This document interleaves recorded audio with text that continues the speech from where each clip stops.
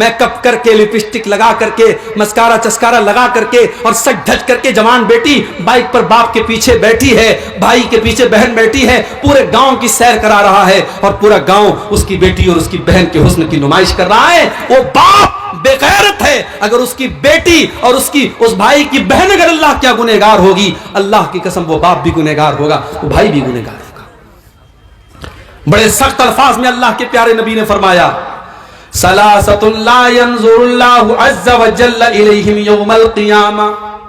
3 ایسے بد نصیب لوگ ہوں گے جن کی طرف اللہ تعالیٰ قیامت کے دن دیکھے گا بھی نہیں, ولا یکلمہم, ان سے بات بھی نہیں کرے گا, ولا یزکیہم, ان کو پاک اور صاف بھی نہیں کرے گا. نمبر 1 العاق لوالدیہ, اپنے ماں باپ کو تکلیف پہنچانے والا, اپنے ماں باپ کو دکھ دینے والا, اپنے ماں باپ کی آنکھوں میں آنسو لانے والا. اب یہ ہمارے مذکر صاحب شاعری پڑھ رہے تھے ماں کے اوپر, مجھے اپنی ماں کی یاد آ گئی. 3-4 سال پہلے میری والدہ کا انتقال ہو گیا.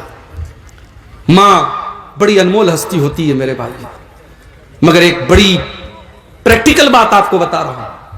جب ایک انسان کی شادی ہوتی ہے, زندگی میں بہت سارے ایسے موڑ آتے ہیں جب وہ سوچتا ہے کہ میں ماں اور بیوی کے درمیان میں کس کا سپورٹ کروں. ماں کا سپورٹ کرتا ہوں, بیوی ناراض ہوتی ہے. بیوی کا سپورٹ کرتا ہوں, ماں ناراض ہوتی ہے. ماں کے قدموں کے نیچے جنت ہے اور بیوی میری دنیا کو جنت بنا رہی ہے, میں کس کو چھوڑوں کس کو پکڑوں. ایسے موقع پر میں اپنی ماں سے کہنا چاہوں گا کہ اگر اللہ نے آج آپ کو ساس بنایا ہے اور آپ یہ چاہتی ہے کہ آپ کی بہو آپ کو اپنی ماں سمجھے, تو اللہ کی واسطے آپ بھی اپنی بہو کو بیٹی کا درجہ دیجیے. ہم سماج میں یہ عجیب معیار دیکھتے ہیں کہ داماد اور بہو جو کام کریں, ساس اگر بیٹی کے گھر پہنچی, بیٹی چائے بنا رہی ہے, داماد بچے کو گود میں کھلا رہا ہے, بیوی کا سپورٹ کر رہا ہے, بیوی کی مدد کر رہا ہے, تو ساس کہتی ہے ماشاءاللہ میرا داماد بڑا نیک ہے, میری بیٹی کا بڑا ساتھ دیتا ہے. اور وہی عورت جب گھر میں آتی ہے اور اپنے بیٹے کو دیکھتی ہے بہو کا سپورٹ کر رہا ہے, کہتی ہے میرا بیٹا تو بالکل جورو کا غلام بن چکا ہے. ڈبل اسٹینڈرڈ کیوں ہے, ڈبل معیار کیوں ہے؟ جو چیز آپ کی بہو آپ کی بیٹی اور داماد کے لیے صحیح تھی, وہ آپ کی بہو اور آپ کے بیٹے کے لیے غلط کیسے ہو گئی؟ میری ماں, آپ کو بھی سمجھداری سے کام لینا پڑے گا.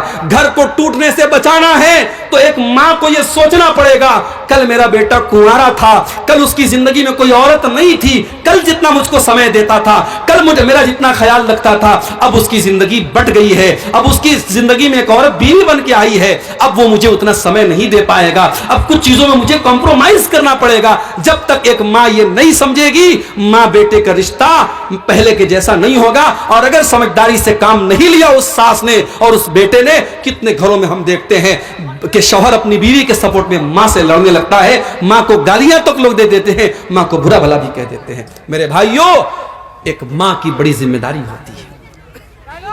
اپنے گھر کو بچانا ہے تو سمجھداری سے کام کرو اور آگے بڑھو.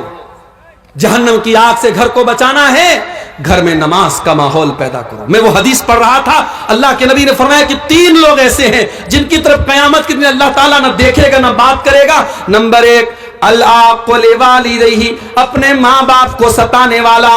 نمبر 2 والمرأۃ المترجلہ, مردوں کی نقل کرنے والی عورت, مردوں کی کاپی کرنے والی عورت, جو مردوں کی طرح چھوٹے چھوٹے بال کر لے, مردوں کی طرح ٹی شرٹ پہن کر کے گھومے, مردوں کی طرح مردوں کے کپڑے پہنے, مردانہ چال چلے, مردانہ طریقے سے بات کرے, ایسی عورت پر اللہ کی لعنت ہو. اور تیسرا کون ہے؟ الدیوس, وہ بغیرت مرد, وہ بغیرت باپ, وہ بغیرت شوہر, وہ بغیرت بھائی. الذی یقر فی اہلہ الخبث, جس کے گھر میں بے پردگی ہو رہی ہے, جس کے گھر میں بے حیائی ہو رہی ہے اور اس کو کوئی فرق نہیں پڑ رہا ہے. اس لیے جو باپ اپنی بیٹی کو بے پردہ گھما رہا ہے, جو شوہر اپنی بیوی کو بے پردہ گھما رہا ہے, وہ اپنی جہنم تیار کر رہا ہے, اپنے آپ کو اور اپنی فیملی کو جہنم کی آگ میں لے کے جا رہا ہے, جبکہ ہمارا کام اپنے پریوار کو جہنم کی آگ سے بچانا ہے میرے بھائی. لیکن یہاں ایک بات اور سمجھ لیجیے, کسی گھر میں ایسا بھی ہو رہا ہے, گھر کے باہر بڑا پردہ ہے صاحب, لڑکی جب بھی نکلتی ہے سر سے پیر تک نقاب میں نکلتی ہے, ماں بھی نقاب میں, بیٹی بھی نقاب میں, بہن بھی نقاب میں, لیکن گھر کے اندر کا ماحول بڑا خراب ہے. گھر کے اندر بھابھی اور دیور میں بڑا ہنسی مذاق چل رہا ہے، دیور بڑی بےہودہ گندی گندی باتیں بھابھی سے کر رہا ہے، اور بھابھی کہتی ہے ارے یہ تو میرا دیور ہے، مذاق میں اڑا دیتی ہے۔ یہ یاد رکھنا چاہیے میرے بھائی، دیور اور بھابھی کا رشتہ غیر محرم کا رشتہ ہے۔ ہمارے اسلام میں بھابھی ماں کے برابر نہیں ہے اور دیور بیٹے کی برابر نہیں ہے۔ دیور اور بھابھی میں اگر بھائی کا انتقال ہو جائے تو وہ دیور اپنی بھابھی سے شادی کر سکتا ہے، یا بھائی اگر اپنی بیوی کو طلاق دے دے تو دیور بھابھی کی شادی ہو سکتی ہے، وہ غیر محرم کا رشتہ ہے۔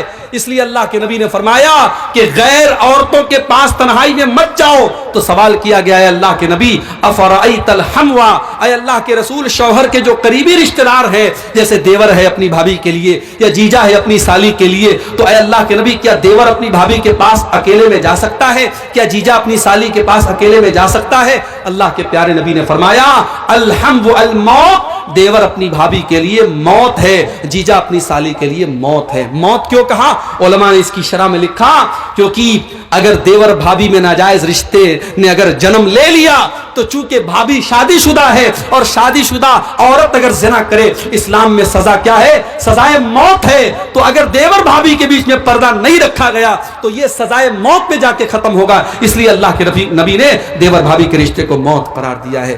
بڑی خطرناک بات ہے میرے بھائی، ہمیں اپنے گھروں کا جائزہ لینا چاہیے۔ آج بہت سارے گھروں میں محرم غیر محرم کا کوئی فرق نہیں ہے۔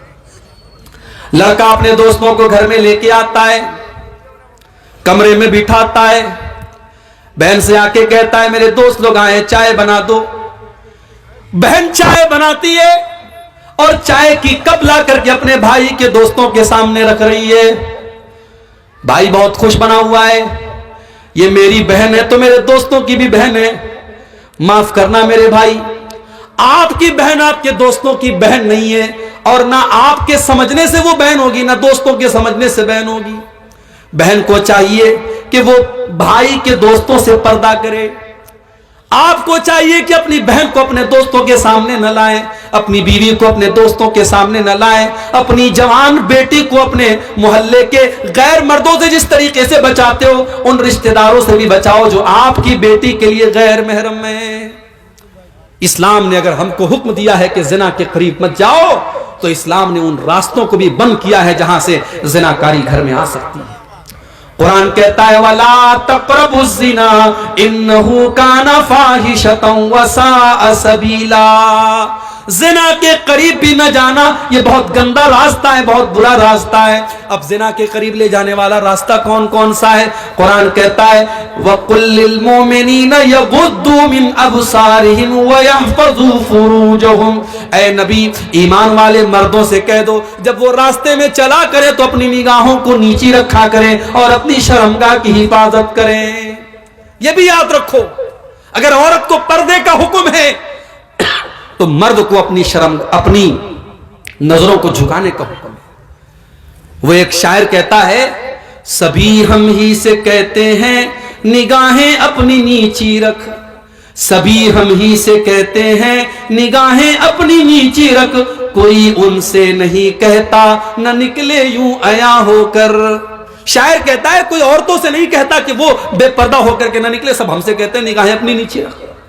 اور اکبر الہ آبادی کا بڑا مشہور شعر ہے بے پردہ نظر آئیں کل جو چند بیویاں، اکبر زمین میں غیرت قومی سے گڑ گیا، پوچھا جو ان سے آپ کا پردہ وہ کیا ہوا، کہنے لگی کہ عقل پہ مردوں کے پڑ گیا۔ تو اگر عورتوں کو پردے کا حکم ہے تو مردوں کو اپنی نظروں کو جھکانے کا بھی حکم ہے۔ ان دونوں پر عمل ہونا ضروری ہے۔ اگر سماج میں عورت پردے میں نکلے گی اور مرد کی نظر نہیں جھکے گی تب بھی سماج میں اصلاح نہیں ہو سکتی۔ عورت کو پردے میں نکلنا ہے اور مرد کو اپنی نظر جھکا کے چلنا ہے۔ قرآن نے تو یہاں تک بیان کیا وَلْيَضْرِبْنَ بِخُمُرِهِنَّ عَلَى جُيُوبِهِنَّ، اے ایمان والی عورتوں جب تم اپنے گھر کے اندر رہا کرو تو اپنے سینے پر اپنے گریبان پر دوپٹہ ڈال کے رہا کرو۔ بھائی کے سامنے، باپ کے سامنے، اپنے سسر کے سامنے بھی تمہارا دوپٹہ تمہارے سینے پر ہونا چاہیے۔ کہیں ایسا نہ ہو کہ ان محرم رشتہ داروں کے سامنے تم دوپٹے کے بغیر چلی جاؤ۔ او میری پیاری ماں بہنوں، جو اسلام اتنا سختی کے ساتھ آپ کو حکم دے رہا ہے کہ بھائی اور بیٹے کے سامنے بھی آپ کو اپنا دوپٹہ اپنے گریبان پہ رکھنا ہے، وہ اسلام اس بات کی اجازت کیسے دے دے گا کہ آپ